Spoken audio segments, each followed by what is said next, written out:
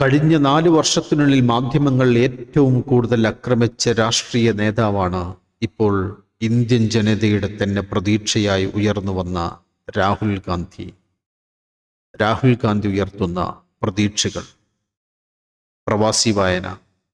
ലക്കം ഏപ്രിൽ 2023. സുനിൽ രാധാകൃഷ്ണൻ എഴുതുന്നു. പുതിയ ഇന്ത്യയിൽ രാഹുൽ ഗാന്ധിക്ക് ഇന്ത്യൻ പാർലമെന്റ് അംഗത്വം നിഷേധിക്കപ്പെട്ടു എന്നത് ഒരു യാദൃശ്ചികമോ അത്ഭുതമോ അല്ല. ഓരോ ദിവസവും ജനാധിപത്യ മൂല്യങ്ങളും രാഷ്ട്രീയ പ്രതിബദ്ധതയും നഷ്ടമായിക്കൊണ്ടിരിക്കുന്ന ഒരു രാജ്യത്ത് ഭരണകൂടം നടത്തിവരുന്ന കോർപ്പറേറ്റ് ബിസിനസ് രാഷ്ട്രീയ അച്ചുതണ്ടിനെ കൃത്യമായി ചോദ്യം ചെയ്തു എന്നതാണ് രാഹുൽ ഗാന്ധിയെ പോലെ മികച്ച രാഷ്ട്രീയം സംസാരിക്കുന്ന ഒരു നേതാവിനെ പാർലമെന്റിൽ നിന്ന് പുറത്താക്കുന്നതിന് കാരണമായത്. ഇതോടെ ഭാരത് ജോഡോ യാത്ര നടത്തി ജനമനസ്സിൽ വലിയ പ്രതീക്ഷ സമ്മാനിച്ച രാഹുൽ ഗാന്ധി മറ്റൊരു തലത്തിലേക്ക് വളർന്നിരിക്കുകയാണ്. ചില ദുരനുഭവങ്ങൾ അങ്ങനെയാണ്. മികച്ച രാഷ്ട്രീയ നേതാക്കളെ സംഭാവന ചെയ്യും. ഇത്തരം ചില സുപ്രധാന സംഭവങ്ങൾ രാഹുൽ ഗാന്ധിയുടെ ജീവിതത്തിലും ഉണ്ടായിട്ടുണ്ട്.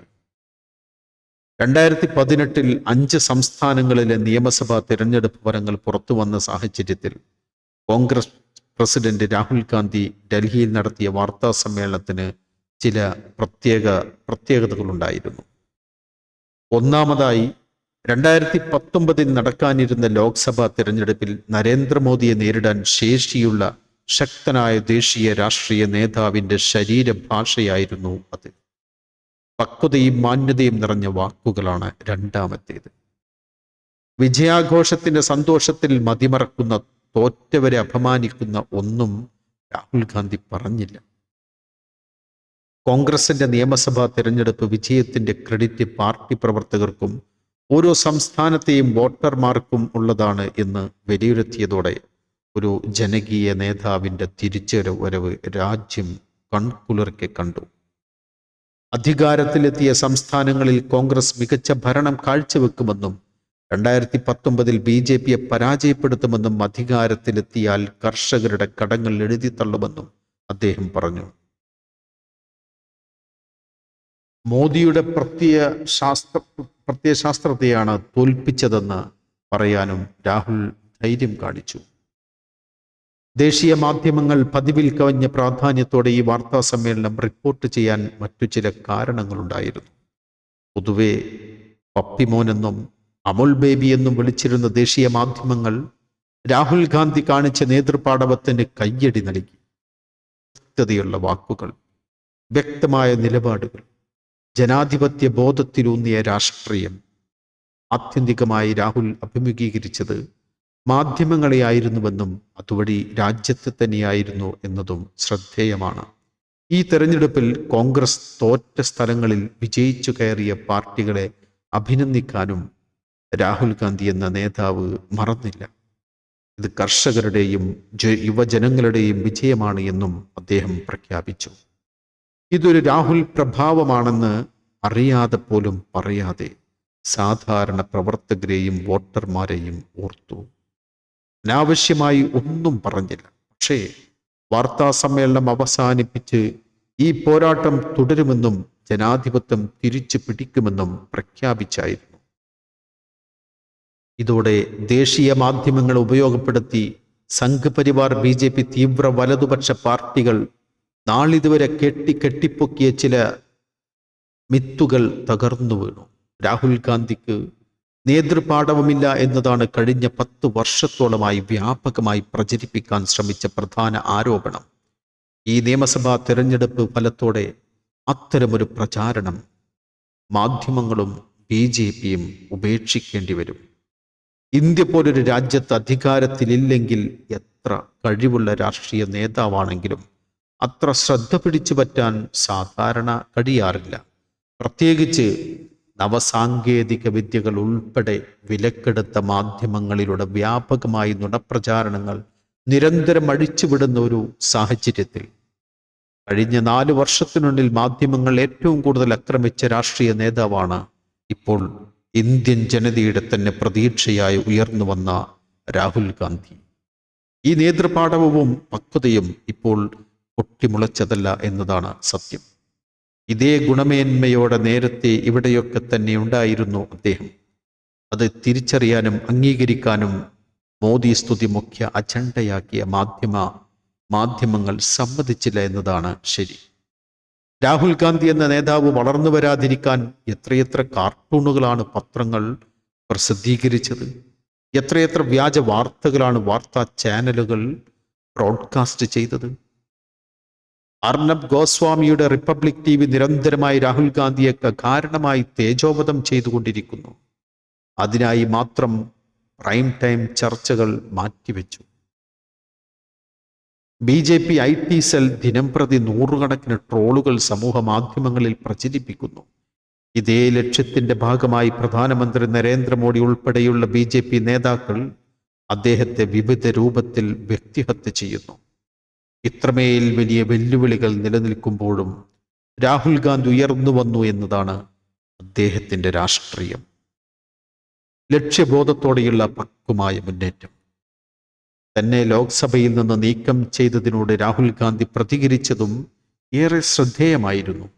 രാഹുൽ ഗാന്ധി വീണ്ടും പറഞ്ഞു, ഞാൻ ചോദ്യങ്ങൾ ചോദിക്കുന്നത് നിർത്താൻ ഉദ്ദേശിക്കുന്നില്ല.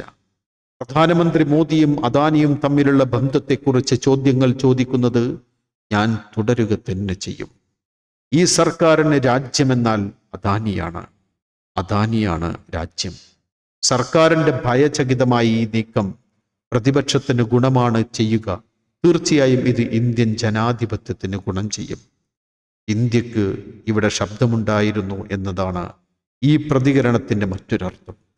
ജനാധിപത്യത്തിന്റെ എല്ലാത്തരം കരുത്തോടും കുഴപ്പങ്ങളോടും ദൗർബല്യങ്ങളോടും കൂടി തന്നെ രാഷ്ട്രീയമായി ശബ്ദിക്കുന്ന വാക്കുകൾ. രാഹുലിന്റെ തന്ത്രപരമായ നീക്കങ്ങൾ മുമ്പും BJP ഉലച്ചിട്ടുണ്ട്. കർണാടക തിരഞ്ഞെടുപ്പിൽ ഒറ്റയ്ക്ക് ഭൂരിപക്ഷം ഉണ്ടാവില്ല എന്ന് മനസ്സിലാക്കിയ നിമിഷം തന്നെ ഒട്ടും സമയം കളയാതെ JDSന് പിന്തുണ പ്രഖ്യാപിച്ച് BJP ആശയക്കുഴപ്പത്തിലാക്കാൻ രാഹുൽ ഗാന്ധിക്ക് സാധിച്ചു. കൂടാതെ തങ്ങളുടെ MLA-മാരെ BJPയുടെ ഓപ്പറേഷൻ കമലയിൽ നിന്ന് സംരക്ഷിച്ചു നിർത്താനും ഗവർണറുടെ ഒത്താശയോടെ സത്യപ്രതിജ്ഞ ചെയ്ത് അധികാരമേറ്റ യെദ്യൂരപ്പയുടെ ന്യൂനപക്ഷ ഗവൺമെന്റിനെ താഴെയിറക്കാനും സാധിച്ചു. നിലവിൽ കോൺഗ്രസ് JDS സഖ്യം അസ്വാരസ്യങ്ങളില്ലാതെ മുന്നോട്ട് പോകുന്നതിൽ രാഹുൽ ഗാന്ധിയുടെ കർശന നിലപാടുകളും ഇടപെടലുകളുമുണ്ട് എന്നതും ശ്രദ്ധേയം. പലപ്പോഴും പാർട്ടി പ്രവർത്തകരല്ലാത്ത യുവജനങ്ങളെ കയ്യിലെടുക്കാനും അദ്ദേഹത്തിന് സാധിച്ചു. 2018 ഓഗസ്റ്റിൽ നടത്തിയ യൂറോപ്യൻ പര്യടനത്തിൽ രാഹുൽ ഗാന്ധി പ്രകടിപ്പിച്ചത് മുതിർന്ന ഒരു രാഷ്ട്രീയ നേതാവിന്റെ മുന്നേറ്റമായിരുന്നു.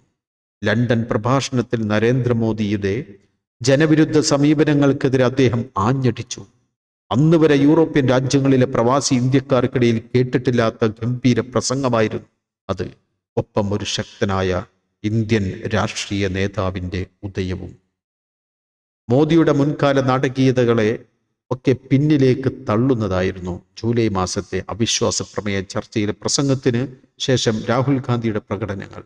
തൻ്റെ പ്രസംഗത്തിലുടനീളം നരേന്ദ്രമോദിയെ കടന്നാക്രമിക്കുകയായിരുന്നു അന്ന് രാഹുൽ. ഒരു വേള നരേന്ദ്രമോദി സത്യസന്ധനല്ല എന്നുവരെ രാഹുൽ പറഞ്ഞു. രാജ്യത്തിൻ്റെ കാവൽക്കാരനാണ് താൻ എന്നാണ് പ്രധാനമന്ത്രി എപ്പോഴും പറയാറുള്ളത്. എന്നാൽ അമിത് ഷായുടെ മകനെതിരെ കോടികളുടെ ആരോപണം ഉയർന്നിട്ടും മിണ്ടാത്ത വ്യക്തിയാണ് അദ്ദേഹം. തൻ്റെ വാക്കുകൾ കേട്ട് പ്രധാനമന്ത്രി പുഞ്ചിരിക്കുകയാണ്. എന്നാൽ അദ്ദേഹം അസ്വസ്ഥനാണ്. മോദിക്ക് എൻ്റെ കണ്ണുകളിൽ നോക്കാനാവില്ല. രാഹുൽ കത്തിക്കയറി. എന്നാൽ പെട്ടെന്നായിരുന്നു ആ നടപടി. തൻ്റെ പ്രസംഗത്തിന് ശേഷം മോദിയുടെ സമീപത്തേക്ക് നടന്ന രാഹുൽ അദ്ദേഹത്തെ ആശ്ലേഷിക്കുകയും ഹസ്തദാനം ചെയ്യുകയും ചെയ്തു.